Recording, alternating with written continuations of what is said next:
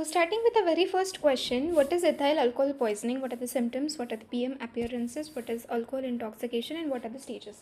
So, answer of this question is already in my video of FMT PG series, wherein I have made a complete detailed video on ethyl alcohol poisoning. So, to refer the answer, you may watch that video. So, in that video, you'll be also able to memorize and solve the MCQs regarding ethyl alcohol poisoning. So I will move to the next question. What is run amok? Run amok, that is, he develops a psychic disturbance marked by a period of depression, followed by violent attempts to kill people, impulse to murder. He first kills a person against whom he may have real or imaginary enmity and then kills anyone that comes in his way until the homicidal tendency lasts. So, this is a psychological condition in which there is impulse to murder. Okay, and even after attempting the first murder also, the person may kill anyone that comes in his way until the homicidal tendency lasts. Then he may commit suicide or may surrender himself. Chronic use may lead to a motivational syndrome with loss of age appropriate behavior, then like lethargy, lack of interest in day-to-day activities at home and school. So chronic use may lead to a motivational syndrome. And what is a motivational syndrome? It consists with loss of age appropriate behavior. Loss of age appropriate behavior, that is the behavior according to age, so that is lost. Then lethargy is there, lack of interest is there, then laziness is there. So if the abuse is continued for a considerable time, it may lead to behavioral problems, crime, and even mental derangement. It does not cause physiological dependence or addiction. Cannabis compounds and LSD can be detected in biological specimens by radioimmunoassay procedures. Marijuana is a potential carcinogen. So in run amok, it is nothing but a person develops a psychic disturbance which is marked by depression. So firstly, the person gets psychologically disturbed, then he goes into depression, then there is impulse to murder. And in that, he can murder anyone until the homicidal tendency lasts. Then he may even do suicide or may surrender himself. Then what about the next question? What are the What are the hallucinogenic agents? Name for what is cocainism? Describe medical legal importance. So used as snuff, injection, ingestion, smoke or local application to reduce appetite and feeling of fatigue as aphrodisiac and as a pleasing intoxicant. Its synthetic substitutes are novocaine, novocaine and xylocaine, which are used as local anesthetics. Cocaine is obtained from the leaves of Erythroxylum coca. Signs and symptoms: in acute poisoning, initially it acts as a stimulant and then it is depressant. In chronic poisoning, that is cocainism, cocainophagia, cocainomania, there is initial psychopathic tendencies.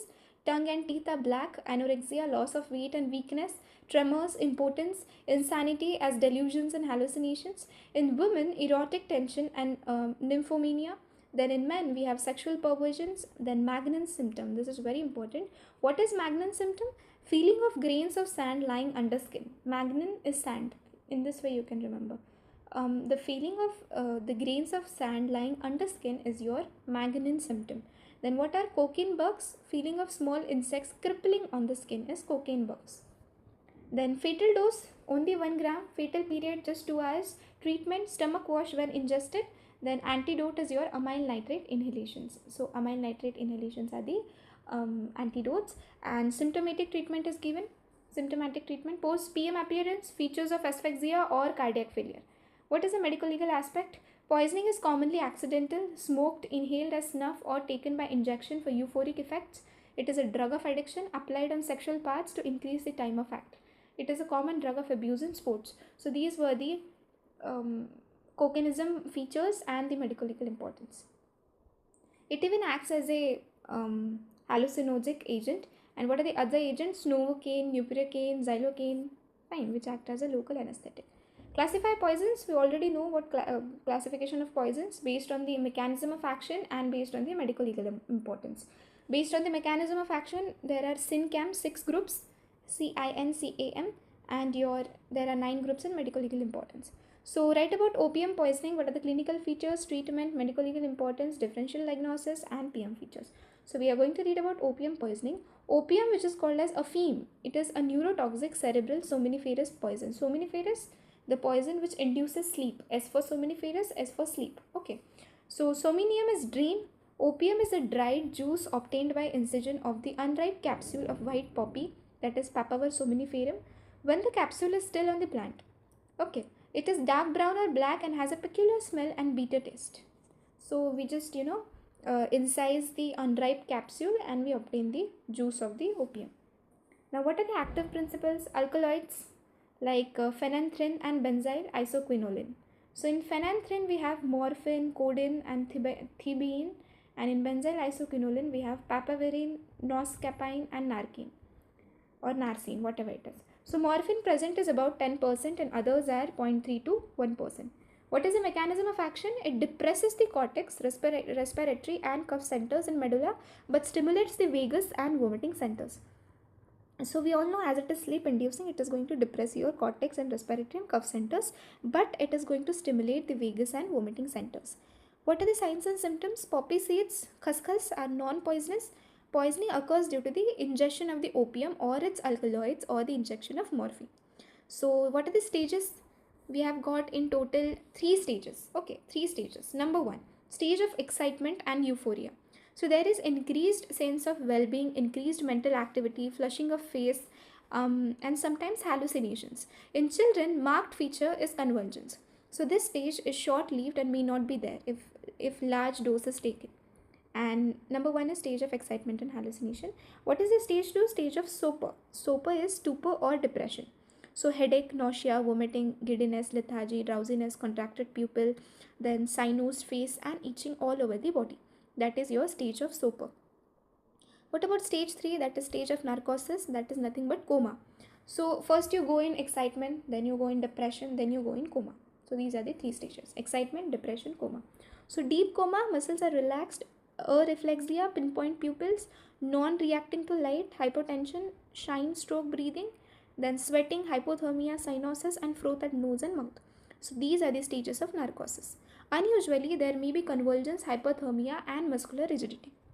So what are the diagnosis of opium poisoning? Coma, typical opium smell, cyanosis, froth at nose and mouth, then pinpoint pupils, shine, stroke breathing, slow pulse, moist cold skin, and hypothermia. Moving ahead, the triad of coma, pinpoint pupils, and depressed respiration, 4 to 5 minutes, strongly suggest opium poisoning. What is the triad? Number 1, coma, pinpoint pupils, and depressed respiration. MCQ. What is the differential diagnosis? Uremia, diabetic coma, epileptic coma, hysterical coma, cerebrovascular accidents, compression of the brain, poisoning due to carbolic acid, barbiturates, and alcohol. So these are the differential diagnosis of the opium poisoning. Now what are the fatal doses? Opium 2 grams, morphine 200 milligram. So opium 2 grams is enough, then morphine 200 milligram, then codeine 0.5 grams, and pethidine 1 gram. So fatal period is 6 to 12 hours.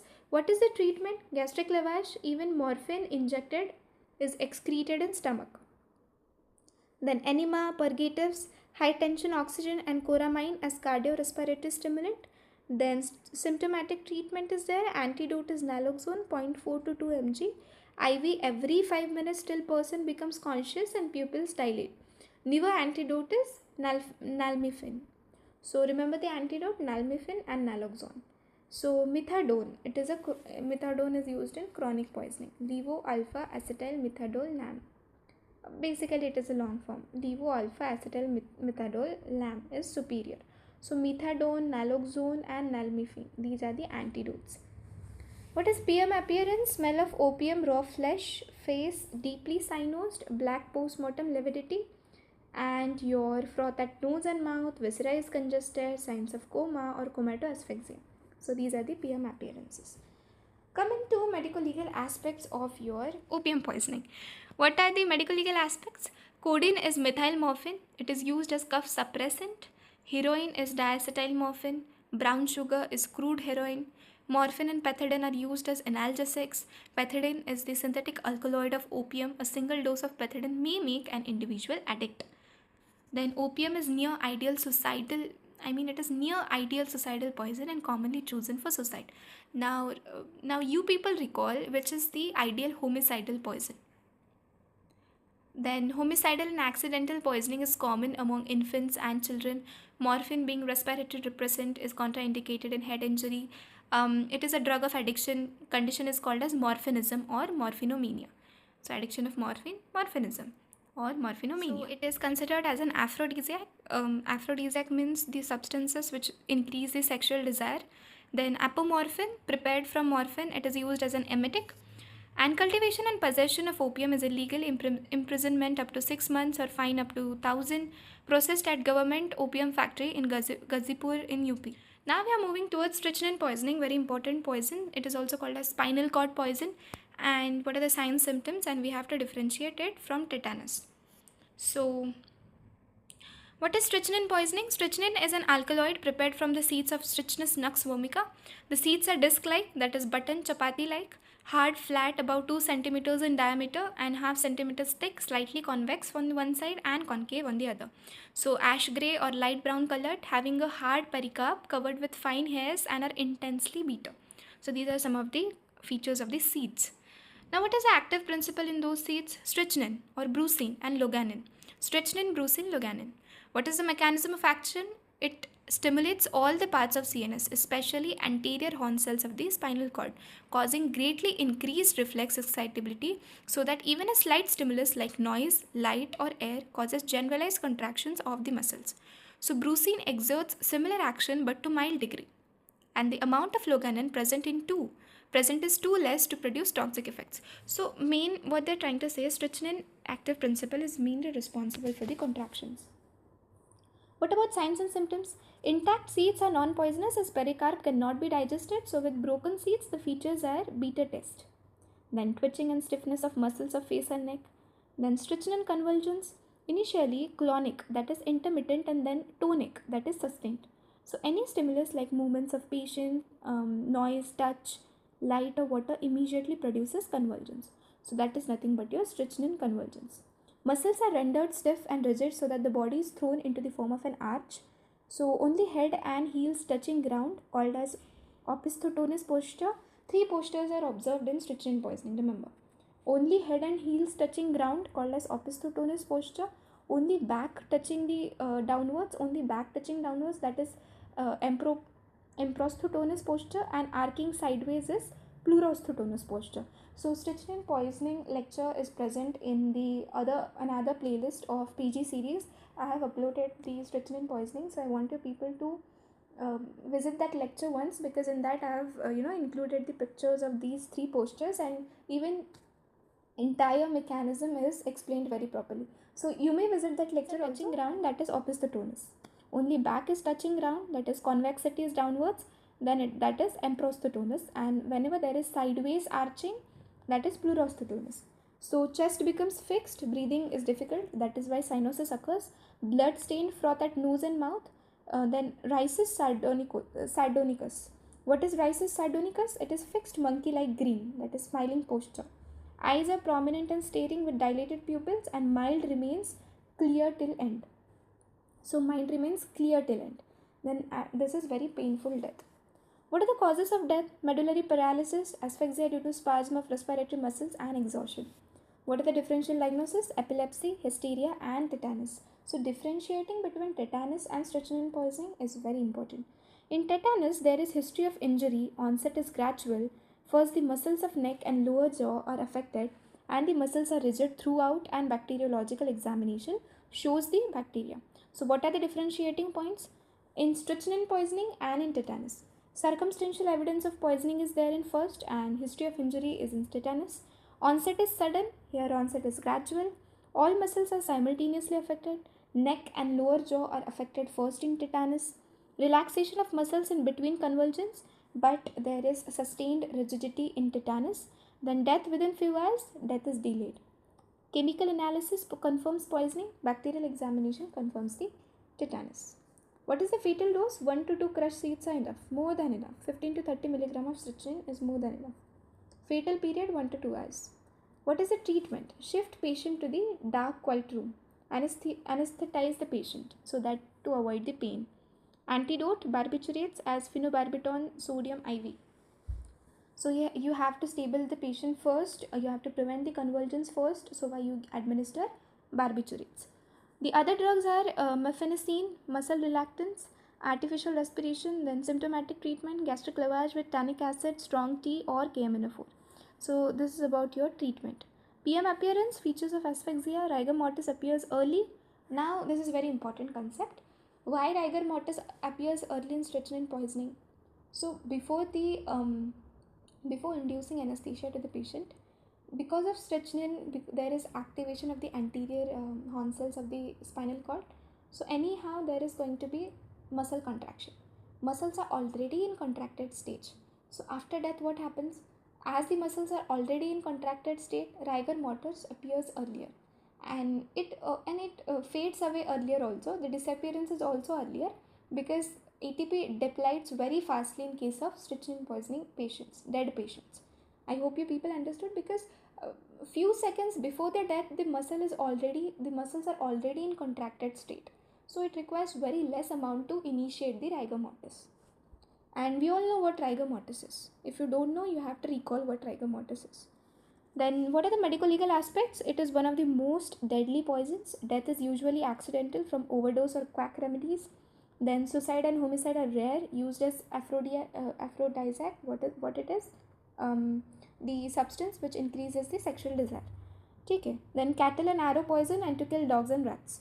Tolerance develops on repeated consumption. So even strychnine has got tolerance. It is metabolized mainly in liver. It is eliminated in urine, saliva, sweat, milk, and bile. It is cumulative poison.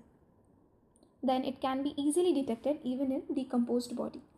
So this was all about strychnine poisoning. Go through the mechanism and the lecture also, which is in NEET PG playlist. Then next question, drunkenness, define methanol poisoning, what are the symptoms and what are the treatments. Talking about the definition, drunkenness, there are 3 points. Remember the definition point wise. Don't write the definition point wise, but just for the sake of remembering it, remember it point wise, but while writing you have to write this definition always and always in sentences. So very first point is drunkenness is a condition. Fine. Number 2 point is, when this condition occurs, whenever there is ingestion of the amount of alcohol which leads to the loss of control on body. Okay. So second is, now you cannot mention here the ingestion of very high amount of alcohol. That is also correct, but we all know for male and female, the amount of alcohol which cause loss of control is typically different. In females, in less quantity of alcohol is also sufficient to lose the control, but in males you're going to need more quantity of alcohol. That is why they said the ingestion of that amount of quantity of alcohol which leads the person to lose the control of the faculties, maybe walking, talking, anything or any activity. Now this is the second point, that is loss of control. Now what is the third point? The third point in definition is, now this loss, now what happens whenever a person loses his control? It is going to interrupt in the activity, right? Activity of the person, routine of the person. Say if the time of if the time of alcohol ingestion, if the person was walking, right, so it is going to disrupt or it is going to interfere with the walking of the person. So why they said it interferes the occupation in which he is engaged at the material time. So what are the 3 main key points in definition you have to remember? Number 1, condition. Number 2, the amount of alcohol which leads to the loss of control. And number 3, this loss of control leads to the interruption in the occupation which the person carries out at the time of at that time of alcohol ingestion or at that material time. So this was about the definition. Now see, drunkenness is a condition produced in a person who has taken alcohol in a quantity sufficient to cause him to lose the control of his faculties to such an extent that he is unable to execute the occupation in which he is engaged at the material time. So I think you people understood now. Whenever you are writing a definition, so coming to methyl alcohol, what are the synonyms? Methanol, wood spirit, wood alcohol, wood naphtha. Anything, any word associated to wood is your methyl alcohol. Wood spirit, wood alcohol, wood naphtha, and methanol. What are the features? It is colorless and volatile liquid. It has got peculiar nauseating odor. Then it has got burning taste, and it is obtained from distillation of wood. That is why wood is going to be present in every synonym. Okay. So what about the absorption and metabolism of methyl alcohol? Methanol is rapidly absorbed from the GIT through lungs and skin. Very important point. Through lungs, remember lungs and skin are going to absorb methanol very rapidly. It is metabolized in liver. It is first metabolized to formaldehyde by the enzyme alcohol dehydrogenase, and then the formaldehyde is further metabolized into formic acid by the enzyme aldehyde dehydrogenase. So firstly we are going to have what? We are going to have methanol. Okay. Now methanol is going to be converted into formaldehyde by whom? By alcohol dehydrogenase. Then that formaldehyde is going to be converted into formic acid by whom? Again aldehyde dehydrogenase. So methanol follows zero order kinetics and the half-life is about 20 to 60 hours. By zero order kinetics, I told you previously also that rate of elimination is going to be constant. For example, if let's say let's just take an imaginary example. We all have a bucket of 100 liters capacity, fine, and there is one hole in that bucket which is responsible for the elimination of 1 liter of water every hour. Okay, so it doesn't matter if you fill the bucket fully, that is to 100 liters, or if you fill the bucket to 50 liters, half only, the rate of elimination is going to be same only. That is, every minute 1 liter of water is only going to be expelled out. So that is the same thing here. The rate of elimination of a drug is constant irrespective of the concentration of that drug in our body. Now in simple words, that it doesn't matter if you drink a lot of methyl alcohol or if there is a lot. Basically methyl alcohol is going to be fatal just in 10 to 15 ml only, but for the sake of understanding the concept of zero order kinetics, let's imagine in methyl alcohol case, if you're going to drink it, okay, if someone is going to drink it, say 50 ml of methyl alcohol, and the next person drinks 100 ml of methyl alcohol. So the elimination rate of that methyl alcohol is going to be constant in both of them.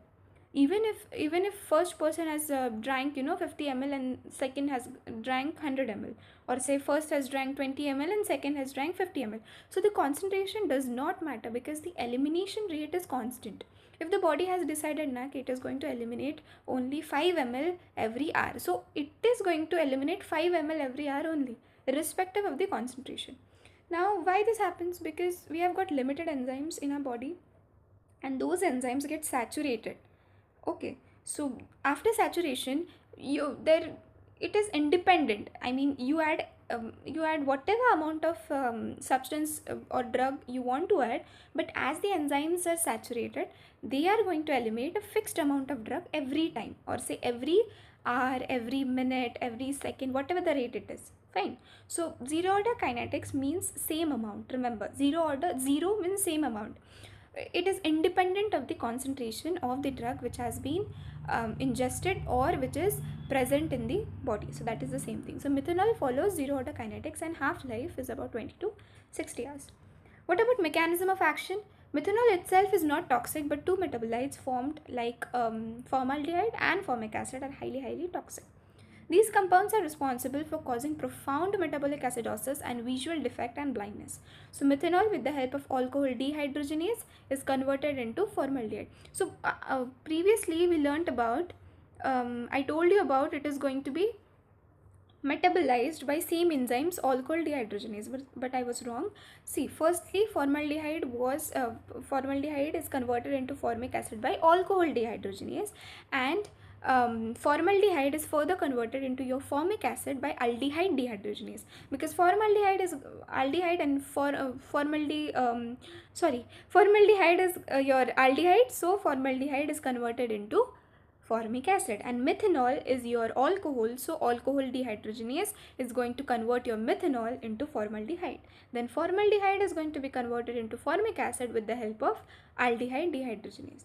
Remember, alcohol dehydrogenase and aldehyde dehydrogenase. Previously I got I mistakenly told you ki same enzyme is going to be used in metabolization, but that is wrong. In first step we are going to use alcohol dehydrogenase, and in second step we are going to use aldehyde dehydrogenase. Remember, so methanol with the help of alcohol dehydrogenase is going to be converted into formaldehyde, then that is converted into formic acid with the help of aldehyde dehydrogenase.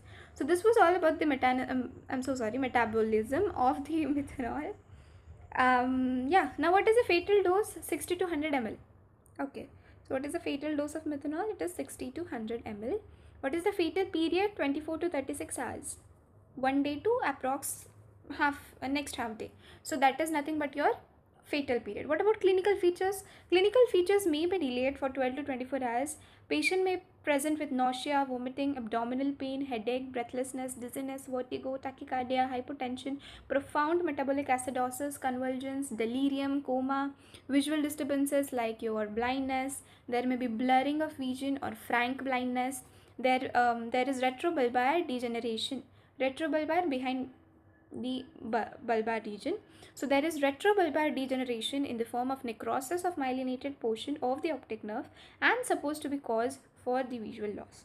Then you have also got photophobia, then construction of visual fields, Fundoscopic examination reveals hyperemia of optic disc, papilledema, decreased pupillary light reflex and retinal edema. So everything related to eye is going to be found in your methanol poisoning. Now, what are the other features you have to remember? Nausea, vomiting, abdominal pain. So, these are related to your GIT, nausea, vomiting, abdominal pain. Now, what about your related to your head or say brain, headache, vertigo, convulsions, delirium and coma. So, these are related to your CNS, headache, delirium, coma, convulsions. Fine. Dizziness also, vertigo also. Then what about your respiratory system? Breathlessness, hypotension, tachycardia, and metabolism, profound metabolic acidosis. So everything common, all the symptoms which we know, which are mostly common, they all are included in your methanol poisoning. So clinical features are asked in question. Methanol poisoning is very important LAQ. So yes, and everything about eye, don't forget eye, you have to write everything about eye, everything that you know. What is the diagnosis? High anion gap acidosis. Fundoscopic examination reveals the wide supra.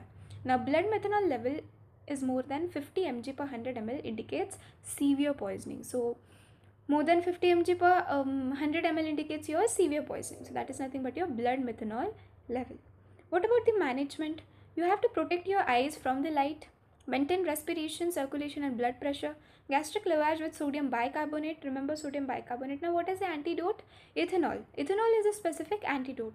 Ethanol competes with the alcohol dehydrogenase enzyme and prevents the metabolism of methanol. So who is your alcohol dehydrogenase? The one which was involved in the very first step of metabolism. So ethanol is going to disrupt the function of your alcohol dehydrogenase. Then because of that, further formation of formaldehyde and formic acid, which are poisonous, is not going to occur, which is then excreted unchanged in urine. 10% ethanol is administered through a nasogastric tube. Then loading dose of 0.7 ml per kg is followed by 0.5 ml per kg per hour drip. Alternatively, 10% ethanol is administered at a dose of 10 ml per kg IV over 30 minutes, followed by 1.5 ml per kg per hour, so as to produce and maintain a blood ethanol level of 100 mg per 100 ml. You don't need to write this much, just write ethanol, who is ethanol and what it does to alcohol dehydrogenase. And you can remember one line that a blood ethanol level of 100 mg per 100 ml is going to help. Sodium bicarbonate for acidosis, and it also prevents retinal damage. In methanol poisoning, we always remember one antidote, which is ethanol, but if you have to remember sodium bicarbonate also, because it decreases the acidosis and it prevents the retinal damage. Folinic acid, which is folate therapy intravenously, it enhances the removal of formic acid. Now, you can also administer folate therapy. Folate therapy IV you have to give, and it enhances the removal of formic acid, whichever it is, whichever amount it is going to be found in the body. Now, hemodialysis, you can also perform hemodialysis. Then potassium chloride may be required if hypokalemia develops due to alkali therapy. So just in case if hypokalemia develops, then you may administer potassium chloride, KCl. 4-methylpyrazole is a specific inhibitor of alcohol dehydrogenase and retards methanol poisoning. Slow IV infusion of 100 mg has been found to be effective. So what are the two main antidotes? Number one is your ethanol. Number two is your 4-methylpyrazole. Both of them stop alcohol dehydrogenase and retards the methanol poisoning. So yes, this is about your management regarding methanol poisoning. What are the autopsy findings? Cyanosis is there, stomach and intestine may be hyperemic and inflamed. Patchy submucosal hemorrhages may be noted. Pulmonary edema, cerebral edema, retinal edema, necrosis of myelinated portion of the optic nerve. So what are the autopsy findings? Cyanosis is going to be there. Then stomach and intestine may be hyperemic and inflamed because of the corrosive nature of irritant, or say because of the acidosis. Then patchy submucosal hemorrhages may be noted. Pulmonary edema is there, cerebral edema, retinal edema, every edemas, three types of edemas. Necrosis of myelinated portion of the optic nerve. Remember, whenever you get methanol, you have to remember your eye. Okay. Now, what is the medical legal importance? Most of the deaths are due to accidental consumption of methanol, due to non-availability of regular alcohol, or due to adulteration of regular alcohol with methanol. So that is nothing but your medical legal importance. People are going to get into the adulteration kind of things, so which is very wrong. So because of adulteration of regular alcohol with methanol, this may happen, or most of the deaths are due to accidental consumption.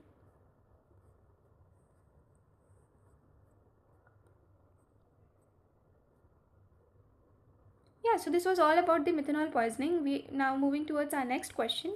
I hope you people understood methanol poisoning. In methanol poisoning, remember, the everything is asked in LQ: the fatal dose, the fatal period, the antidotes, the mechanism, medical legal importance, and even your autopsy findings. So moving to our next question, what is barbiturate poisoning? What are the symptoms? What are the signs, treatment, medical legal aspects? So barbiturates are used as sedatives, hypnotics, intravenous anesthetics, and in treatment of strychnine poisoning. They are also used in epilepsy and psychiatric disorders. They are derived from diethyl barbituric acid. So these are derived from diethyl barbituric acids, and they are used in the treatment of strychnine poisoning, epilepsy, and psychiatric disorders. So the next question is, what is barbiturate poisoning? What are the symptoms, signs, and treatment and medical legal aspects? So starting with our introduction, these are used as sedatives, hypnotics, IV anesthetics, and in treatment of strychnine, epilepsy, and psychiatric disorders. They're derived from diethyl barbituric acid. So it source is diethyl barbituric acid, and these are called as sedatives, used as sedatives, hypnotics, and IV anesthetics. So what is the mechanism of action? So these cause depression of CNS, main site of action being midbrain. Increase dose causes sedation, which leads to sleep, which leads to anesthesia, then coma, and then death. So this is about the mechanism of action. Barbiturates are nothing but the depressants of the CNS.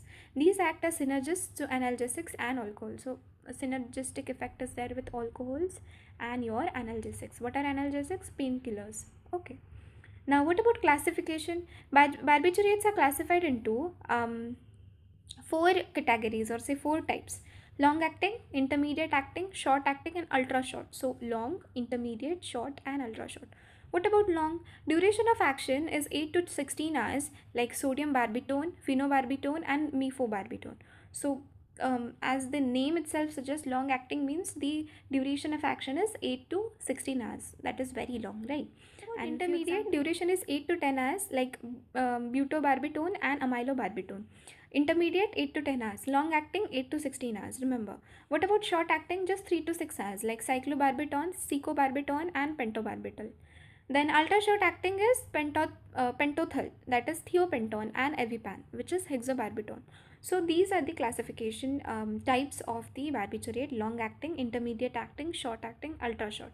So in long it is 8 to 16 hours, in intermediate it is 8 to 10 hours, in short it is 3 to 6 hours, and in ultra short that is less than 3 hours. Okay, remember the examples also. Now how you are going to diagnose the poisoning? The clinical stages in barbiturate poisoning are awakened, or say are classified into 5 stages. So basically the diagnosis is classified into 5 stages, and what are those? Number 1, awake or competent. Number 2, sedated or reflexes present. Basically the first point is awake and competent. That means the person is awake and he is competent to perform all the activities. Number 2 is sedated. He is sedated but his reflexes are present. Number 3, comatose and reflexes are present. The person is in coma but still the reflexes are present. Number 4 is comatose and areflexia. The person goes into coma and the reflexes are absent now. And fifth is comatose with respiratory and circulatory difficulty, death from respiratory failure. So basically kind of suspended animation, wherein there is respiratory and circulatory difficulty. So death occurs through respiratory failure. So these are the 5 stages of your barbiturate poisoning. So number 1 was awake and competent. Number 2 was the person is number 2.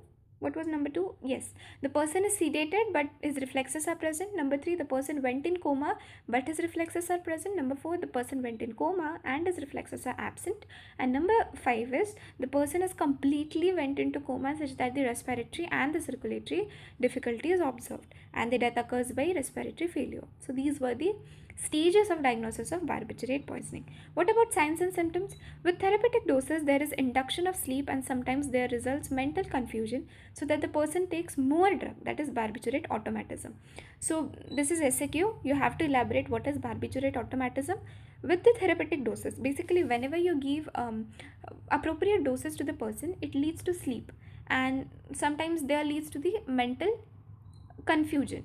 Okay, so that leads to more intake of the blood, more intake of the barbiturate, because the person might be thinking that the dose is not working yet, so why he ingests more and more amount of the barbiturate, and that leads to the barbiturate automatism.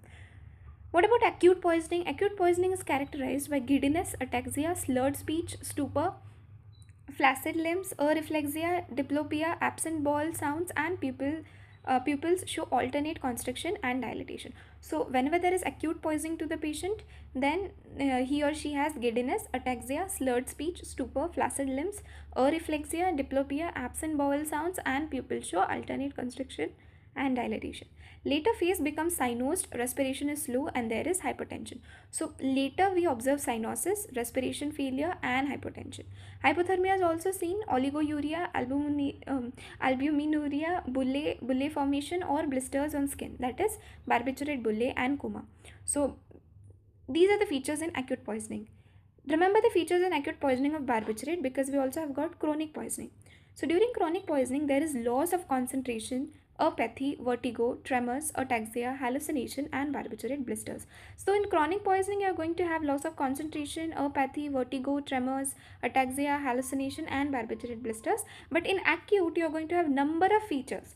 Giddiness and ataxia, slurred speech. The more and more you'll read these features, you'll be able to write an exam. And remember barbiturate bullas and your barbiturate automatism.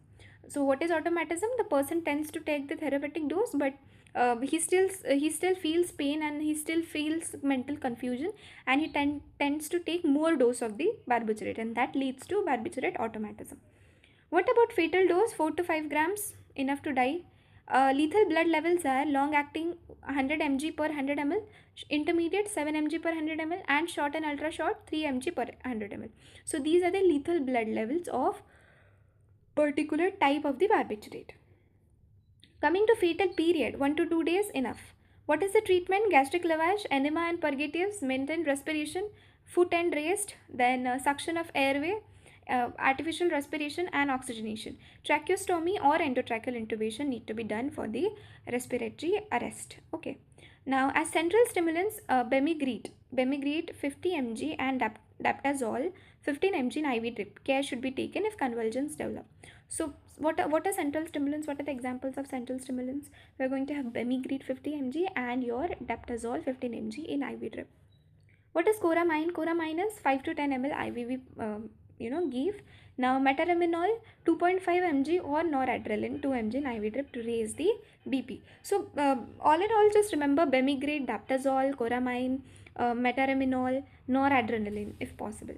Now we also give prophylactic antibiotics, diuretics, peritoneal or hemodialysis is given. Either you administer diuretics or peritoneal or hemodialysis is preferred. Then symptomatic treatment is given. But important point is gastric lavage, enema and purgatives, and you have to maintain the respiration. What about post-mortem appearance? Features of asphyxia is seen. Now cyanosis is also there, froth at nose and mouth, bronchopneumonia and pulmonary edema. Basically bronchopneumonia or pulmonary edema is seen. Then congestion of abdominal viscera. So it is blur here, but what are the features of PM appearance? Features of asphyxia, then your cyanosis, froth at nose and mouth, then bronchopneumonia or pulmonary edema, congestion of abdominal viscera. Now, what are the medical legal aspects? It is an ideal societal agent. Okay. Accidental poisoning results from the overdose, and it is a drug of addiction. Now, what is barbiturates? Barbiturates are ultra short acting. So, ultra short acting barbiturates, along or in combination with morphines and scopolamine, are used in truth, whatever it is. I don't know. Truth reveal, I guess. So what they are trying to say in medical legal aspects, it is an ideal societal agent. So what is a societal agent? Barbiturates, because these are sleep inducing and coma inducing. So accidental poisoning results from overdose. It is a drug of addiction, obviously, and the ultra short acting, if we combine it with morphine or scopolamine, then it may be used as a truth relevant uh, truth what truth revealant. Basically, it is going to reveal the truth in your um, what do we say, criminal cases, or say we perform truth revealing test. No, so that is in that test we use barbiturate. That is the only thing. So this was about your barbiturates. What are the symptoms, signs, treatment, and medical legal aspect. Moving to our second last question of today, what is organochlorine? Discuss the toxicology. So organochlorine insecticides are chlorinated hydrocarbons and are divided into 4 types. So basically, broadly, these are your insecticides, and these are divided into 4 types. DDT, dichloro-diphenyl trichloroethane, and analogs of DDT. Then benzene hexachloride group, which is BHC, lindane. Then your cyclodines and related compounds like endrine, aldrine, dildrine, endosulfan, and sobenzan, whatever it is. Then toxaphene and related compounds like toxaphene. So these are the 4 broad categories. So whenever we asked about insecticides, we tend to write DDT only because we remember DDT only, but you have to remember these 3 also: benzene hexachloride group, which is BHC, lindane, endrine, and toxaphene. What is the availability? These compounds are available as dusting powder, that is, you may sprinkle this powder. Then emulsions, granules, solutions. So dusting powder, emulsions, granules, and your solutions. What is the fatal dose? DDT का fatal dose आएगा 15 to 30 grams. Lindane 15 to 30 grams, same. And aldrin, endrin, and dildrin 2 to 6 grams. So you may remember these drin suffixes are kind of short, so dose is also short. So 2 to 6 grams. DDT and lindane are same, 15 to 30 grams. This was the availability now and fatal doses. Now what about your absorption, metabolism, and excretion? Organochloride compounds are absorbed through skin, inhalation, and through GIT.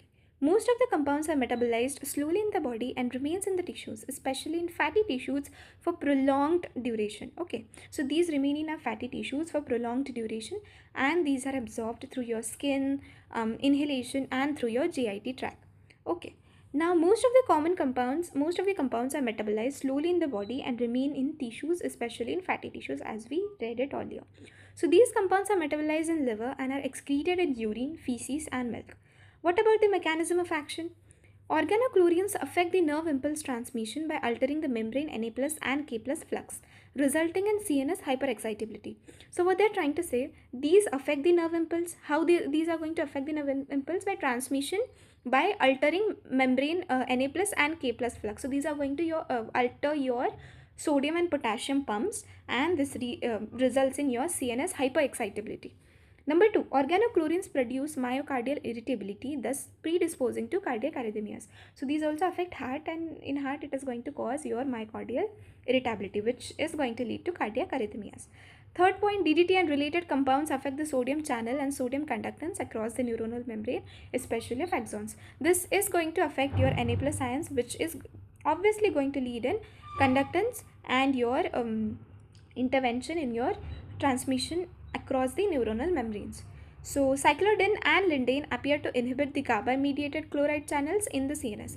So cyclodine and lindane are going to inhibit the GABA-mediated chloride channel. We all know GABA is inhibitory channel, right? So these are going to inhibit the inhibitory neurotransmitter. So these were the mechanism of action. Number 1, organochlorines are going to affect what? Which channels? Na plus and K plus influx and outflux. So that is going to lead in hyperexcitability. Number 2 point is, obviously as Na plus is involved, that means heart is involved.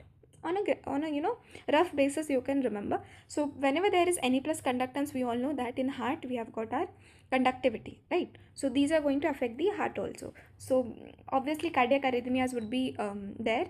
Then DDT and related compounds are going to affect the sodium channel, and where are sodium channels, except heart, we also have those in neurons. So that is why they are also going to hamper the neuronal transmission. And fourth point, these are going to inhibit the GABA mediated chloride channels in the CNS. So these points were about the mechanism of action. Clinical features: in acute poisoning, you are going to have, in GIT, you are going to have nausea, vomiting, diarrhea, hyperesthesia, paresthesia of mouth and face.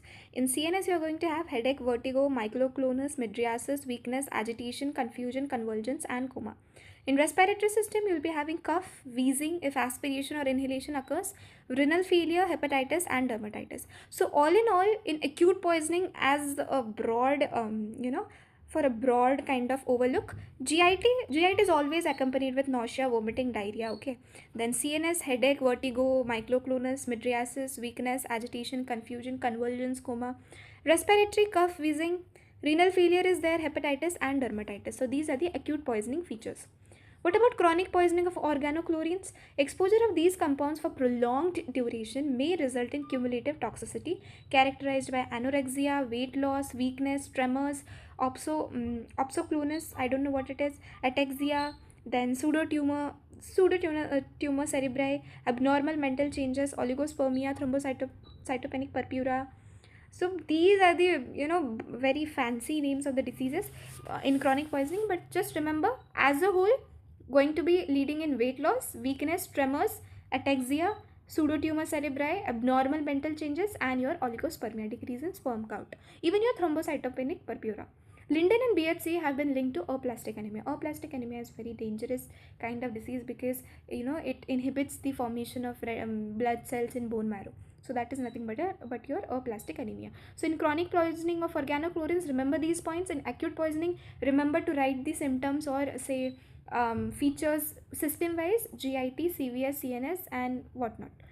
Coming to the management, you all know you have got a patient of organochlorine poisoning.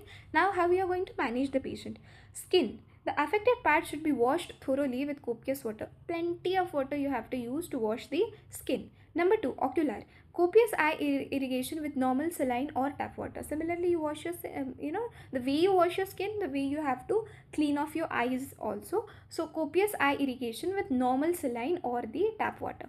Number 3, ingestion, gastric lavage and administration of activated charcoal.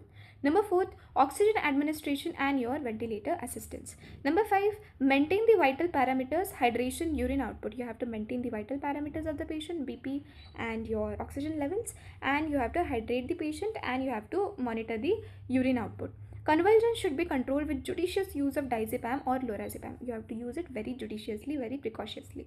Hypothermia should be managed in a usual way, and arrhythmias can be managed with lignocaine. So in management, remember about skin, remember about eyes, remember about stomach, in which you are going to give activated charcoal. Remember about your respiration, in which you are going to administer oxygen, and your ventilator assistance. Then you have to maintain the vital parameters. Going towards your brain, you'll be maintaining the convulsions by judicious use of diazepam and lorazepam, and you are going to control hypothermia. And going towards heart again, you are going to control the arrhythmia. So in organochlorine, very important point is, in management, start with skin. After skin, you are going to remember all the stuff, because typical management of every poisoning starts with gastric lavage, basically, generally I'm talking broadly.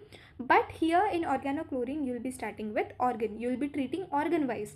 So in O for organochlorine, O for organ, remember that in management. Now, what you have to avoid in giving? Epinephrine. You have to avoid the epinephrine because it may exacerbate ventricular arrhythmias and your myocardial irritability. So you have to avoid the epinephrine. Number 2, atropine should be avoided, and oil-based fluid, food, and cathartics. So these need to be avoided completely in your organochlorine. What about your autopsy findings? In autopsy findings, insecticide-like smell. So you're going to observe the insecticide-like smell. Froth at mouth and nostrils, cyanosis, congestion of organs, pulmonary edema, and your cerebral edema. What about medical legal importance? Accidental poisoning may occur in farmers while spraying in the fields or opening the lid of the containers. So whenever you open the lid of the containers, then accidental poisoning may occur. Then while spraying in fields also it may occur.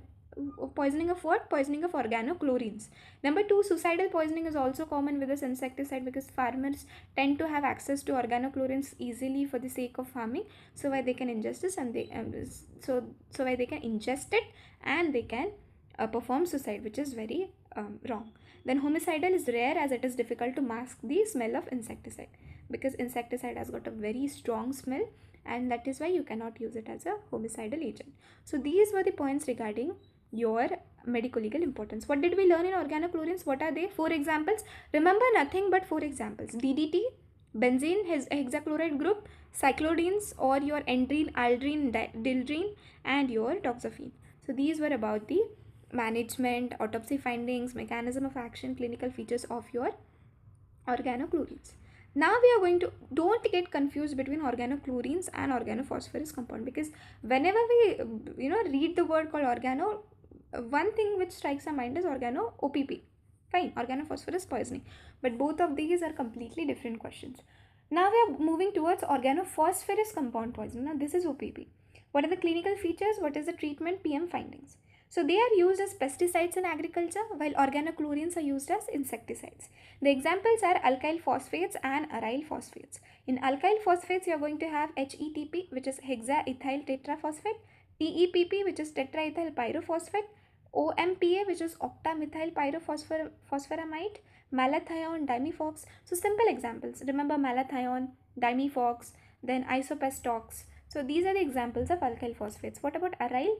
There is paraxone, parathion. So thion, basically whenever suffix is thion, then that is your either alkyl phosphate or aryl phosphate. So these come under organophosphorus compounds. Now what about the mechanism of action? What was the mechanism of action in organochlorines?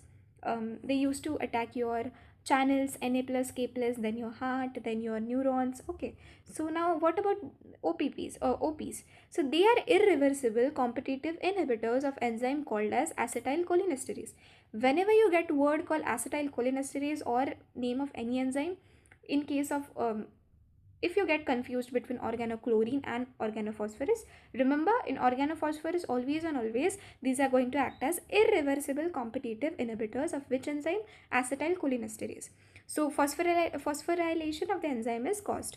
Site of the action is myoneural junction and the synapses of ganglion, where normally acetylcholine is liberated from nerve stimulation, due to which the impulse is transmitted from motor nerves to the voluntary muscles and from the sympathetic nerves to the involuntary muscles.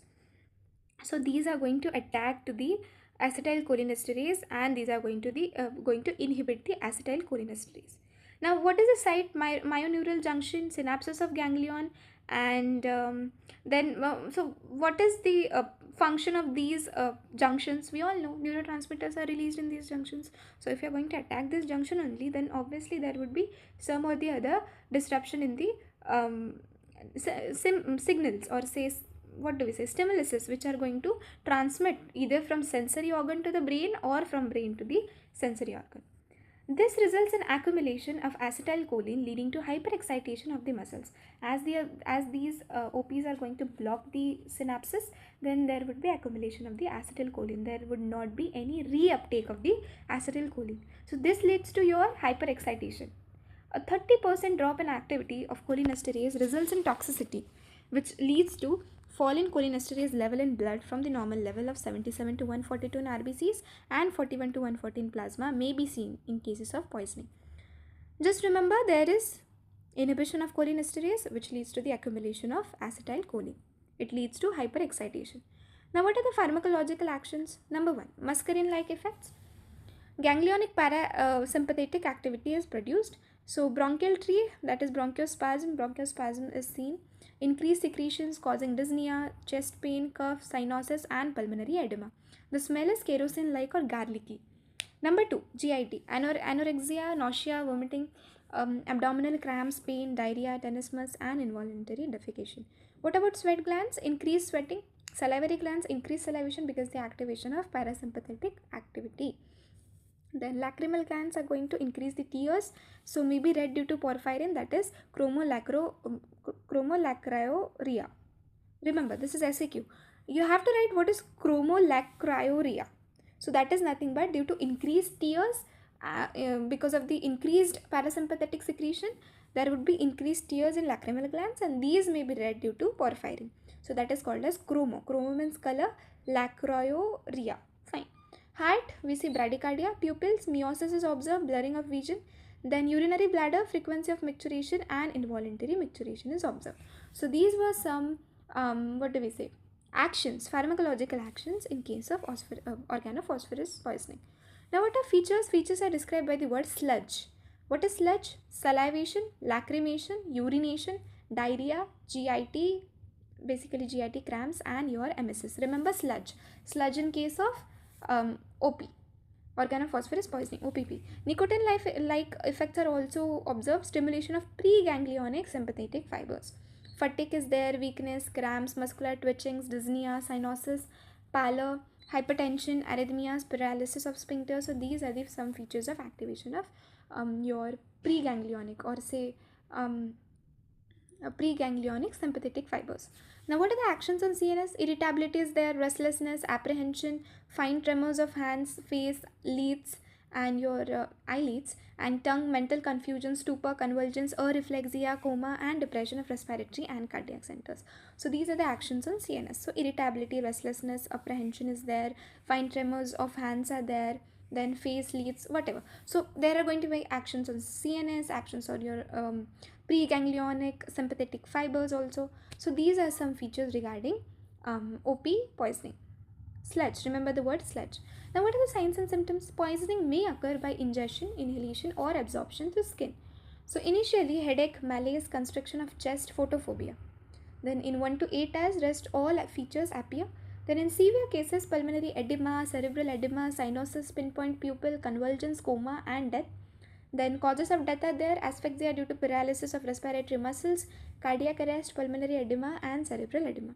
So these are the signs and symptoms. Poisoning may occur by ingestion, and in 1 to 8 hours, rest all features appear, but initially you are going to have your headache, constriction of chest, photophobia. Severe cases: pulmonary edema, cerebral edema, cyanosis, pinpoint pupil, convulsions, coma, and death. I'm reading it again and again because these are very confusing whenever you write the answers, we tend to get a lot of confused while writing the features. So these are the signs and symptoms. What about causes of death in OPP? Asphyxia due to paralysis of respiratory muscles. Obviously, whenever there is paralysis of the respiratory muscles, there is going to be asphyxia. Then cardiac arrest, pulmonary edema, and your cerebral edema. Now coming to your fatal dose. It varies between 25 milligrams to your 25 milligrams to 25 grams. TEPP 5 grams, parathion 150 milligram, then malathion 25 grams, diazinon 10 to 20 grams. Just remember one at least. TEPP is 5 grams, parathion and your malathion. This was about the dose. Now what is fatal period? Just half to 3 hours is enough. Treatment, decontamination. This word is very important when it comes to OPP. Decontamination, patient removed from the source. You have to remove the clothes, wash skin and mucous membrane with soap and water, gastric lavage, and you have to administer the emetics. So patient is removed, remove clothes, wash skin and mucous membrane with soap and water, gastric lavage, and emetics. So this is nothing but your decontamination. Now you have to take care of airway and artificial respiration, because now we read that it causes the arrest of the, or say it causes the contraction of the spasm of the respiratory muscles, paralysis basically. Then what is the antidote now? Atropine. Atropine blocks the muscarinic effects. Atropine given initially 2 to 4 milligram in moderate poisoning and 4 to 6 milligram in severe poisoning, and 4 to 6 milligrams, I read it already. So in severe poisoning, IV or IM, and a repeated 2 to 4 mg IV or IM at 3 to 10 minutes interval till signs of atropinization in the form of dry skin, dry mouth, dilated pupils, tachycardia, and warmth appear. So until the signs of atropinization, that is atropinization occurs, you have to administer the doses. Dose to be regulated so that no cyanosis or ventricular fibrillation occurs. Be careful with the antidote. It doesn't mean that you have to keep on increasing the dose of atropine. No, because atropine also have got some of the its own effects which are not good. Cholinesterase reactivators. Now what are cholinesterase? We all know that it blocked organophosphorus, blocked the acetylcholinesterase. So now we have to reactivate it. That is why they said cholinesterase reactivators. What are those? Oxines. Oxime compounds are used like diacetyl monoxime, protopam, then pralidoxime, then your, yeah, etc. So these may be repeated 12 to 24 hours, and timodoxime and obidoxime are better since they better cross the blood-brain barrier, and these are not yet available in India. So trimodoxime and obidoxime, these cross the BBB, so these are more efficient. The therapy should be started early, since otherwise there is maturation of the phosphorylated enzyme. So to avoid the maturation of the phosphorylated enzyme, you should start the treatment earlier. Then after 24 hours, efficiency is less. Efficacy basically. Symptomatic treatment: treat dyspnea, dehydration, electrolyte imbalance, and shock. For convulsions, give IV diazepam, diuretics, exchange transfusion in severe cases. So these were the 5 points in your treatment. Number 1, very important, decontamination. Number 2, care of airway and artificial respiration, because we all know there is spasm or paralysis of the respiratory muscles. Number 3, antidote. Number 4, cholinesterase reactivators. And number 5, symptomatic treatment. What about your post-mortem appearance? Very, very important. Suggestive of asphyxia, obviously, because there is paralysis of respiratory muscles. Cyanosed face is there, oronasal blood-stained froth, stomach blood-stained contents with kerosene-like or garlicky smell, congested mucosa and submucous petechial hemorrhages, pulmonary and your cerebral edema, petechial hemorrhages and hyperemia of lungs, brain and other viscera. Then what about medico-legal aspects? It is the commonest poisoning in India, readily used for suicide, homicide and cattle poisoning. Accidental poisoning is very common. Since it is deposited in the body fat, it may be released into the body at a later stage, leading to delayed death. In carbamides like Bigan P2AM is not useful, since Bigan is a reversible cholinesterase inhibitor. So since Bigan or Bigon, whatever it is called, it is your reversible cholinesterase inhibitor, you are not going to give P2AM. Yeah, so this was all about your medical legal aspects and your postmortem appearance with regard to organophosphorus compounds. What did we learn? We learned about um, examples very first. What is the mechanism of action? Then we learned about its clinical features or effects. Sludge, remember sludge: salivation, lacrimation, urination, diarrhea, then GIT cramps and emesis. Okay, then we learned about signs and symptoms. Then we learned about causes of death: pulmonary edema, cerebral edema, cardiac arrest, and asphyxia due to paralysis of respiratory muscles. We learned about the fatal dose, fatal period, and lastly we learned about the treatment. Remember 5 points in treatment. Number 1, decontamination. Number 2, your care of airway. Number 3, antidote. Number 4, cholinesterase reactivators. And number 5, your symptomatic treatment. So yes, this was all about your OPP. And we also learned, don't get confused between organochlorines and organophosphorus. And yeah, we have completed with our neurotoxic poisons. I hope you people understood the session. Go through the lecture properly, revise the notes, and so as I say every time, all the best for your university exams, and keep learning, keep growing. Bye.